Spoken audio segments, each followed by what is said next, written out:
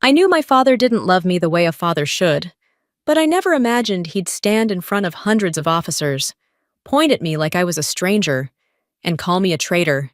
In that moment, something inside me cracked so sharply, I swear the whole room heard it. My name is Solene Mercer, and the day my father destroyed me in public was the day I learned the truth. Some betrayals don't come from enemies. They come from the people you once trusted to protect your life.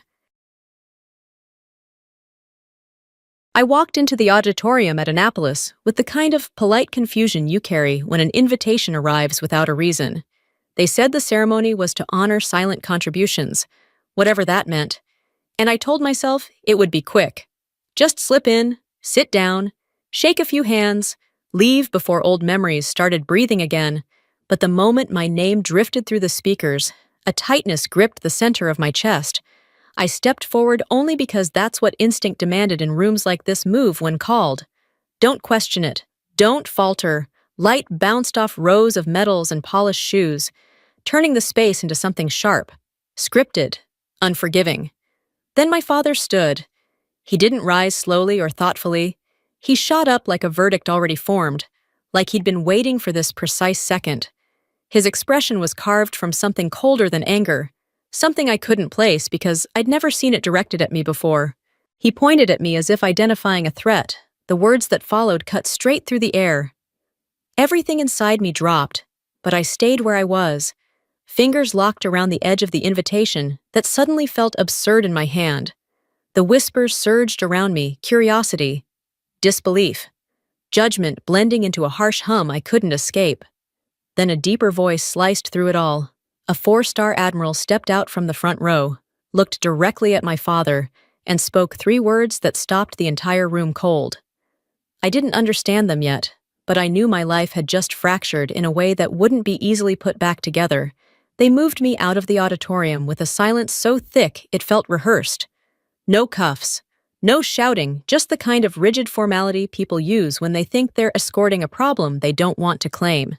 The walk ended in a small room tucked inside one of Annapolis's oldest wings, barely 10 square meters, lit by a single fluorescent tube that hummed like it was losing patience. The young officer guiding me couldn't have been more than a few years into service. He kept his gaze fixed ahead, jaw tight, shoulders squared too perfectly to be natural. When he closed the door behind me, he hesitated, a small flick of uncertainty that crossed his face before he forced himself to turn away. For a second, I thought he might speak. Instead, he stepped into the hallway. A small click sounded by my boot. I looked down. A blank access card lay near my foot, its plastic edge still rocking from the fall. He didn't come back for it, didn't even slow his stride. He just walked faster, like leaving the card behind was the most dangerous thing he'd done in his career. I picked it up. No label, no initials, just a single black magnetic strip reserved for sealed archives and locked data rooms. Someone had slipped it to me on purpose. When I finally had a moment alone, I checked the activation timestamp embedded in the chip. My chest tightened when I saw it. Activated 2 hours before the ceremony, meaning someone inside the system already knew what was about to happen, maybe even helped ensure it did, and they wanted me to follow a trail they couldn't walk themselves. The clearance tied to the card led to a restricted wing at Newport Naval War College, a wing connected to the Okinawa breach. The same breach that swallowed my warning 24 hours before everything collapsed. Pieces shifted. A small, unwanted sense of clarity formed. This wasn't an accident.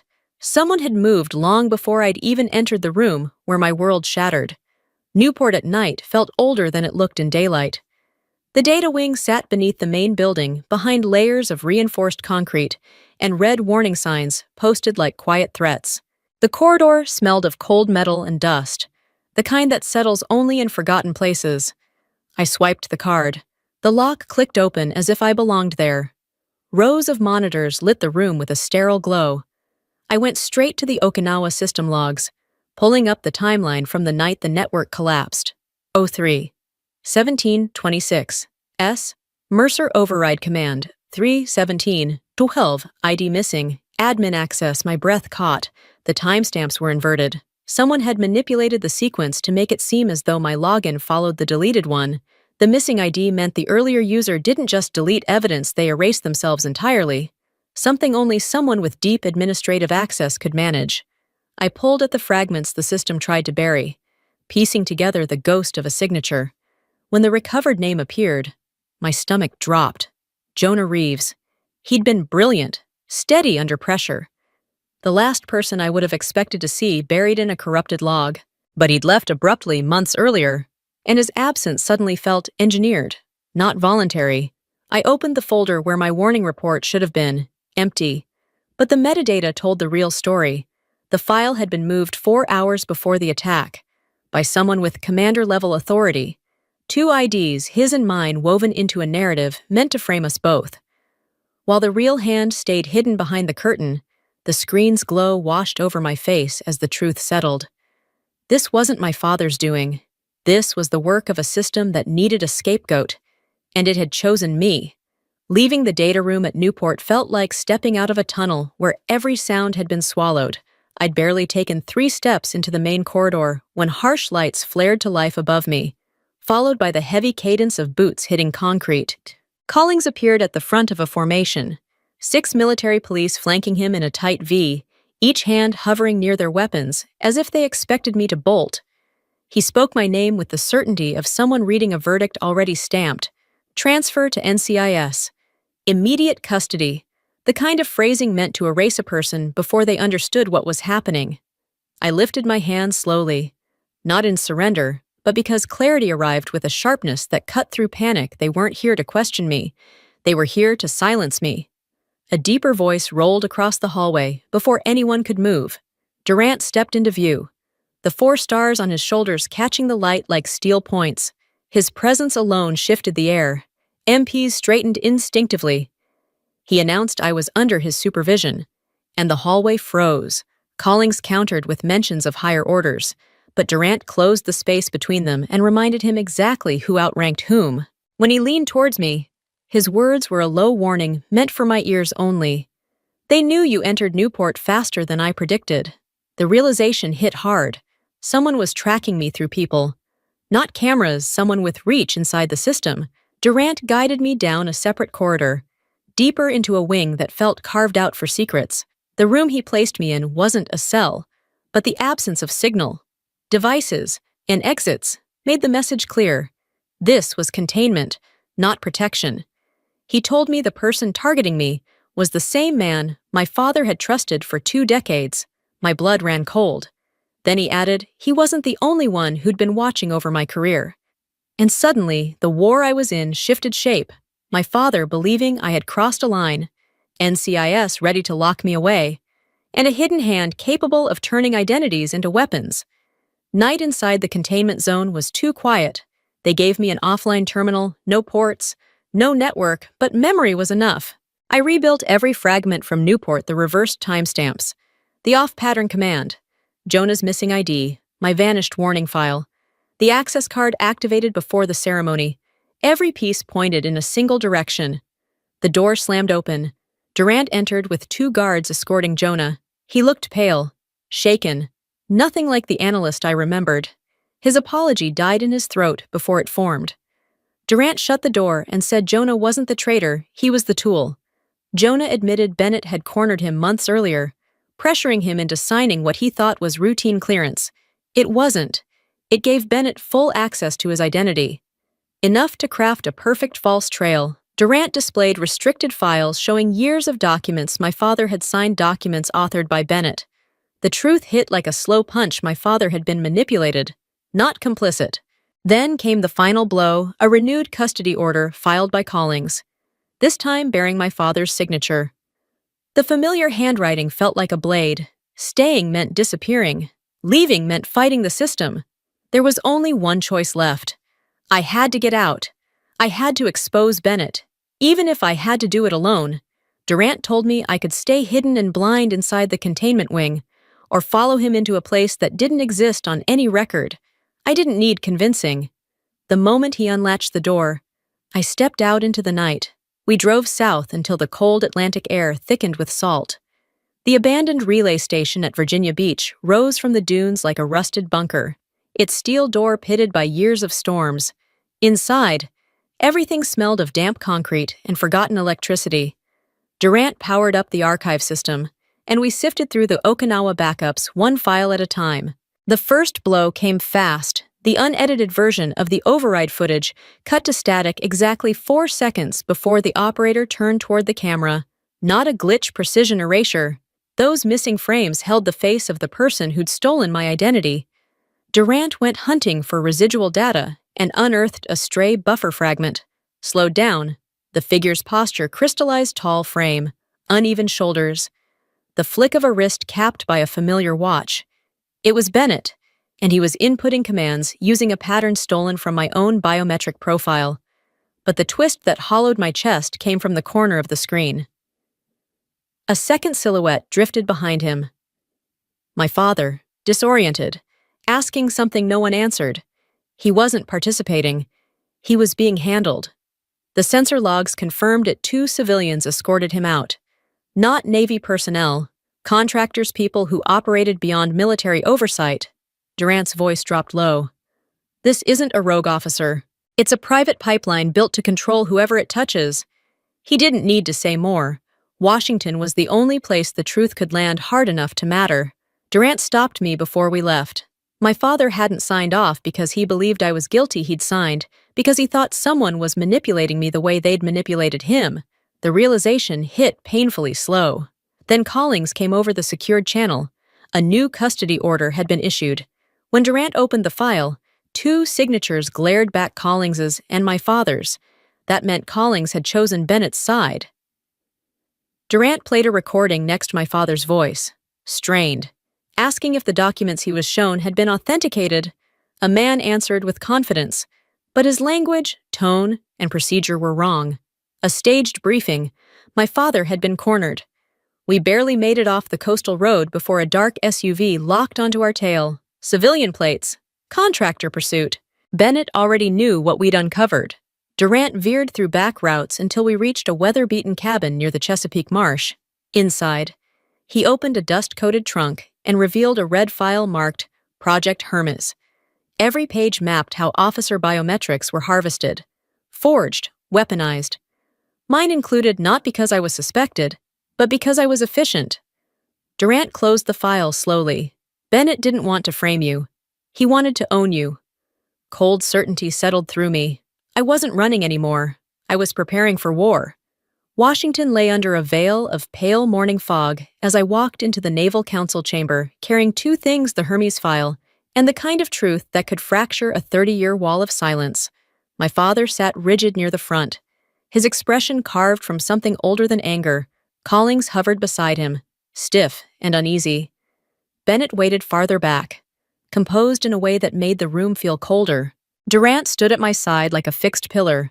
When the council chair asked for my statement, I unlocked the Hermes box. Conversations died instantly, as if the air itself braced for impact. Durant loaded the Virginia Beach footage onto the main screen. At first, the familiar frames played the override sequence, the ghostly movements. Then the recovered buffer stitched in. Bennett appeared clearly, shoulders uneven, fingers striking keys with the same cadence recorded in my biometric file. And behind him, for half a second, my father crossing the room without comprehension in his eyes. Collings shot to his feet, protesting. Durant's voice thundered back, announcing the footage came from an off-system backup Bennett couldn't reach. The temperature in the chamber seemed to spike. Then Bennett stood. Instead of denying anything, he admitted to engineering the mimic. He spoke about my skill set as though discussing a tool he once owned, dismissing the wreckage he'd left in his wake. My father slammed a hand onto the table, his voice trembling with outrage as he finally saw the shape of the trap he'd been pulled into. Bennett turned his cold logic on him, calling him a willing participant, clinging to family honor. The accusation drained the color from my father's face. Durant stepped forward, looked directly at him, and delivered 3 steady words that silenced the entire chamber. My father froze, as if struck. Security moved in on Bennett. I exhaled for the first time in months. Victory didn't feel triumphant. It felt like the end of something I could never return to. Bennett was taken into custody before the chamber doors even finished closing behind him. The fallout spread fast. NCIS and JAG launched a full-scale investigation. that reached into every shadow he'd operated from Project Hermes, contractor networks, altered databases, and the falsified signatures he'd woven into my biometric pattern. They pulled every document my father had signed over 2 decades, examining each line with a scrutiny sharp enough to cut steel. Calling slipped out of the room without meeting a single pair of eyes. I watched his shoulders fold inward as he walked away. A man already grieving the career he'd sacrificed to the wrong loyalty. There was no satisfaction in seeing him fall. Only a tired ache, the kind that settles after too many battles fought too close to home. When I finally stepped outside, the air felt thinner, almost weightless, but beneath that lightness was an ache I couldn't shake. Truth had won. Yes, but truth always left burn marks. It never returned what had already been lost. That evening, Durant called me into his small office overlooking the Potomac. The room felt warmer than the council chamber had, softer somehow, as if the walls recognized relief when they saw it. Durant regarded me with a look that balanced respect and concern. He told me my name had been cleared, my record restored, my honor intact. Then he asked the question he'd been carrying all day. Was I certain I wanted to leave the Navy? The lights of Washington shimmered on the river outside the window, shifting with the current like a reminder that nothing stays still forever. I felt the truth settle quietly inside me. I told him I had served long enough, and staying would only turn me into the construct Bennett once tried to mold: useful, predictable, owned. Durant nodded slowly, not arguing, not persuading, just understanding. I signed the papers without hesitation. There was no anger left, no bitterness, only the steady certainty of a door closing exactly when it needed to. And for the first time in years, the future felt wide open. I arrived in Portland with the kind of quiet exhaustion that settles in your bones after too many months of surviving instead of living. The train rolled past rows of weather-beaten houses and gray water that stretched all the way to the horizon. My mother once dreamed of moving here, somewhere calm enough for a person to hear their own thoughts. I used to think she romanticized it. But standing on the pier that first week, watching the lighthouse blink against the early evening fog, I realized she had simply known a truth. I was only just beginning to learn some places give you permission to breathe again. I found an old brick warehouse near the working docks, a forgotten structure with peeling paint and windows clouded by years of salt wind. To anyone else, it looked like a building at the end of its usefulness. To me, it looked like possibility. I spent days gutting it, sanding down the worn floorboards, fixing the heating, turning abandoned space into something functional. By the time I hung the sign out front, Veterans Cyber Support and Transition Center, it felt like a piece of my past had finally been reshaped into something good. People trickled in slowly. A discharged technician who'd been blamed for a system failure he didn't cause, a former communications officer whose clearance had been quietly revoked, a civilian analyst burned out from years of quiet service no one recognized. We gathered around a long wooden table lit by mismatched lamps, drank strong coffee, and let our stories spread out across the room like maps of old battlefields. None of us needed to impress anyone. None of us were hiding anymore. One late afternoon, as the winter light faded into a soft steel blue haze, the bell on the front door rang. Just once, soft, cautious. I knew instantly who stood on the other side. My father filled the doorway, but this time he looked smaller. No uniform stiffening his posture. No medals weighing on his chest. No rank shielding him from his own humanity. His eyes were tired. The kind of tired that comes from confronting truths you spent decades avoiding. He told me he had spent years believing he was protecting me, when all he had really done was protect the image of himself he wanted the world to see. He said the hardest part of the investigation wasn't discovering what Bennett had done, but realizing how easily he'd been steered into hurting the person he was supposed to defend. I told him I didn't need his pride. I only needed him to see me clearly, without fear or expectation. For the first time in my life, his shoulders dropped not in defeat, but in release. He nodded, as if acknowledging not just me, but the years we'd both lost. That night, I walked to the shoreline. The ocean was dark, almost black. with only the faint lights of distant ships breaking through. The wind whipped hard against my jacket, carrying the cold straight through me, but I didn't turn away.